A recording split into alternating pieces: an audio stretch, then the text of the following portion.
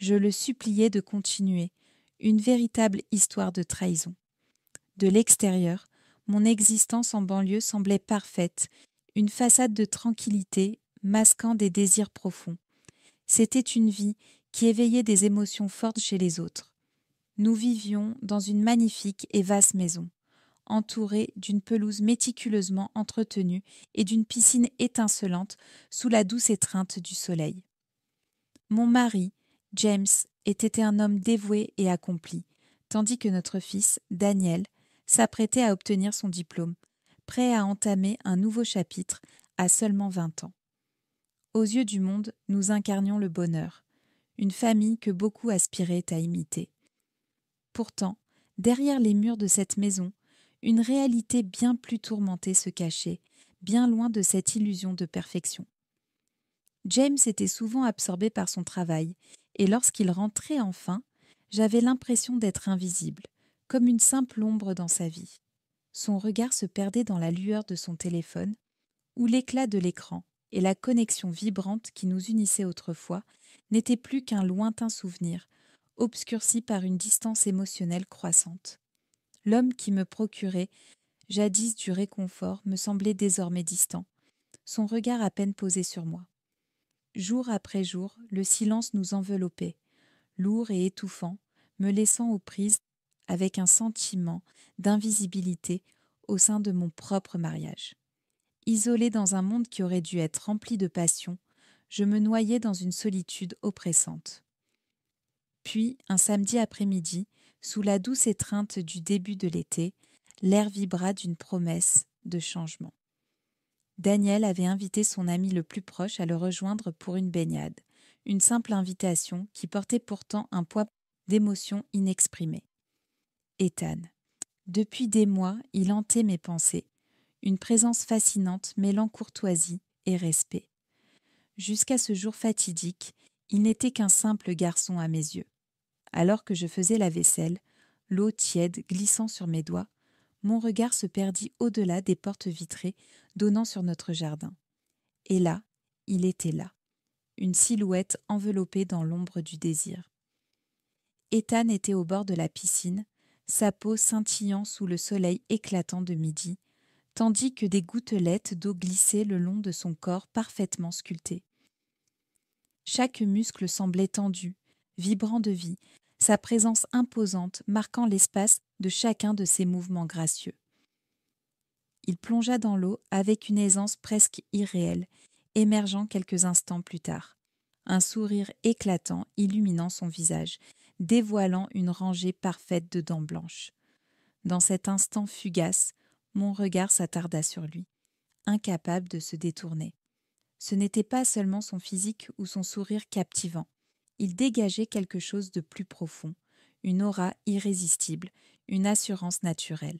Il incarnait tout ce que James n'était plus. Vivant, vibrant, plein d'énergie. Un frisson inconnu parcourut mon corps, éveillant une chaleur oubliée depuis longtemps. Je tentais de me reconcentrer sur la vaisselle, mais mes mains tremblaient légèrement, et malgré moi, mes pensées revenaient sans cesse à Ethan. Les semaines qui suivirent, Ethan passa de plus en plus de temps chez nous. Dans la lumière tamisée du garage, il partageait avec Daniel des moments chargés d'électricité, leur rire résonnant alors qu'ils se défiaient lors de séances d'entraînement intenses. Les nuits tardives devant les jeux vidéo brouillaient les frontières entre réalité et illusion, tandis que les après-midi baignés de soleil au bord de la piscine laissaient planer une connexion tacite, une chaleur latente, juste sous la surface. À chaque fois qu'il était proche, mes sens s'embrasaient d'une conscience aiguë de sa présence. Chaque regard furtif, chaque mot échangé, chaque instant où sa voix grave et envoûtante résonnait dans la maison, éveillait en moi quelque chose de profond et d'inavoué. Un après-midi fatidique, Daniel partit précipitamment au magasin, laissant Ethan derrière lui, en proie à une tempête d'émotions inexprimées. L'arôme du dîner emplissait la cuisine lorsqu'il franchit le seuil, et en cet instant précis, tout bascula. « Madame Carter, serait-il possible que je prenne un verre d'eau ?» demanda-t-il, sa voix enveloppant l'air, douce et troublante. Un frisson parcourut mon échine. « Bien sûr, Ethan, » répondis-je en essayant de garder un ton léger et détaché. « Et, s'il te plaît, appelle-moi Sarah. » Son sourire, naturel et envoûtant, envoya une vague de chaleur à travers mon être, accélérant les battements de mon cœur. « Merci, Sarah, » souffla-t-il. Alors qu'il tendait la main vers un verre, nos doigts s'effleurèrent, déclenchant une étincelle électrisante qui me laissa troubler. Un frisson de malaise mêlé d'émotions intenses me traversa. Un moment fugace, mais chargé de sensations inavouées. Je restai immobile, suspendue dans une seconde à la fois grisante et terrifiante, alors que ces mots, imprégnés de désirs inassouvis, flottaient encore dans l'air. Mon souffle se coupa, un tourbillon d'émotions se déchaînant au plus profond de moi. Je savais que me détourner était le bon choix, murmurer les mots qui mettraient fin à la conversation. Pourtant je retenais mon souffle, paralysé, attiré par une force irrésistible. J'étais captivée par sa présence. Juste au moment où j'allais trouver ma voie, Daniel franchit la porte, brisant l'instant en fragments de désirs inassouvis. Ethan se redressa, un sourire familier effleurant son visage, dissimulant des sentiments inexprimés sous la surface. « Merci pour ce délicieux dîner, Madame Carter », murmura-t-il avant de partir avec Daniel, laissant derrière lui une atmosphère empreinte d'une tension palpable. Ces mots résonnaient encore en moi, éveillant quelque chose de profond, une flamme qu'il avait allumée et qui continuait à brûler. Les jours suivants se confondaient les uns aux autres. Des regards échangés dans l'ombre, des frôlements furtifs, nos mains se trouvant par accident dans la cuisine, autant d'instants volés auxquels nous ne pouvions nous soustraire. Chaque fois que nous nous croisions dans le couloir, une étincelle s'enflammait, envoyant des frissons délicieux à travers mon être. Je me trouvais au bord de quelque chose à la fois excitant et dangereux. Plus je luttais contre, plus mon désir pour lui grandissait. Par un après-midi paisible, alors que Daniel s'affairait à ses tâches quotidiennes, Ethan resta en retrait, poussé par un désir silencieux. Je sirotais un thé glacé sur la terrasse lorsque son apparition fit naître un frisson en moi. « Ça te dérange si je me joins à toi ?» demanda-t-il, sa voix empreinte d'un soupçon de langueur. « Absolument pas, » répondis-je. Un silence s'installa entre nous, chargé de non-dits. Le chant doux des oiseaux se mêlait au bourdonnement lointain de la ville, créant une atmosphère lourde de tension. « Tu sembles différente ces derniers temps, » observa-t-il. « Tout va bien. » Mon cœur vacilla. Un flot de pensées m'assaillit, une tempête intérieure incontrôlable. « Si je peux t'apporter quoi que ce soit, n'hésite pas à me le dire. » Sa voix s'éteignit, mais l'écho de son sous-entendu persista, suspendu dans l'air. En l'observant, en le contemplant véritablement, quelque chose en moi bascula. Ce n'était plus une simple attirance, c'était plus profond, viscéral, une faim d'âme insoupçonnée, un désir de raviver une passion que j'avais longtemps enfouie. La nuit tomba et le destin s'apprêta à sceller son emprise. James et Daniel étaient partis assister à un match de baseball en ville, me laissant seule dans une maison où le silence était presque oppressant. Une tranquillité propice aux pensées interdites, aux désirs enfouis. Ethan n'avait pas accompagné Daniel. Le baseball n'a jamais eu d'attrait pour moi, avait-il dit. Je n'avais jamais cherché à comprendre pourquoi, et peut-être que je ne voulais pas le savoir. Une vague de soulagement m'avait traversée en le réalisant. Allongé sur le canapé, mon esprit vagabondait, loin des pages de mon livre. Ethan apparut dans l'encadrement de la porte, une silhouette troublante sous la lueur tamisée du couloir. « Je peux me joindre à toi ?» demanda-t-il, sa voix teintée d'une étrange gravité. « Bien sûr, » murmurai-je. Il s'installa à côté de moi, sa simple présence éveillant une émotion indicible en moi. Nous étions liés par quelque chose d'indéniable, un lien qui défiait toute raison. « Je ressens ton trouble, » souffla-t-il doucement. « Je vais bien, » mentis-je, tentant de me convaincre moi-même. Sa main frôla la mienne lorsqu'il me prit délicatement mon livre, le posant sur la table. « Sarah, nous pouvons être sincères l'un envers l'autre. » L'entendre prononcer mon prénom avec tant de naturel, sans artifice, déclencha en moi un frisson incontrôlable. Je tournai la tête vers lui, mes barrières s'effritant sous l'intensité de son regard. « Je ne peux pas, » murmurai-je faiblement. « Tu peux, » répliqua-t-il avec une certitude inébranlable. « Je sais que tu ressens la même chose. » À cet instant, toutes mes pensées s'évanouirent. J'abandonnai mes peurs. Je me rapprochai et il me répondit. Une étincelle s'embrasa, un frisson de plaisir et de danger à la fois. Lorsque nos lèvres se trouvèrent, ce fut comme une explosion de désirs refoulés. Des semaines de tension éclatèrent en une vague enivrante. Ses mains, à la fois fortes et tendres, encadrèrent mon visage, me rapprochant avec une urgence brûlante. Le monde disparut autour de nous. Nous quittâmes le canapé pour mon sanctuaire, ma chambre, un lieu témoin de mes nuits solitaires, passées à me demander si James me voyait encore. Ce soir-là, quelqu'un me voyait, me comprenait. Un brusque sursaut me ramena à la réalité. Je retirai rapidement ma main, espérant qu'il n'ait pas remarqué mon souffle court. « Désolé, » murmura-t-il, une chaleur douce dans sa voix. « Ce n'est rien, » chuchotai-je, sentant la rougeur envahir mon visage. Lorsqu'il quitta la pièce, je restai là, figé contre le comptoir, mon cœur battant la chamade sous l'orage de mes émotions. Que m'arrivait-il ?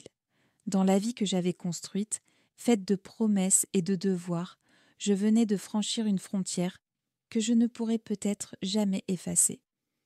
Je me retrouvais à naviguer dans les complexités du désir, et pourtant, me voilà, les joues rougies d'une ardeur juvénile pour quelqu'un de bien plus jeune que moi. Alors que la nuit s'approfondissait et que le silence enveloppait le monde, je me retrouvais seule au bord de la piscine scintillante, perdue dans mes pensées. La lumière de la lune dansait sur l'eau, chaque ondulation reflétant le tumulte du désir qui agitait mon âme. J'essayais de me convaincre qu'il ne s'agissait que d'une simple fascination passagère, un caprice éphémère voué à s'effacer avec le temps. Pourtant, au plus profond de moi, une part de moi connaissait la vérité. Il y avait entre nous une connexion indéniable, un lien qui persistait dans l'ombre, palpable mais inavoué. Cette prise de conscience m'envahissait d'une peur sourde. Je me fis alors la promesse d'enfouir ces émotions en moi, de les refouler, car j'étais une femme engagée, une épouse liée par des vœux. Je portais le poids d'une famille qui comptait sur moi. Mais tandis que je réaffirmais mon engagement, une petite voix murmurait dans un coin de mon esprit. Et si ?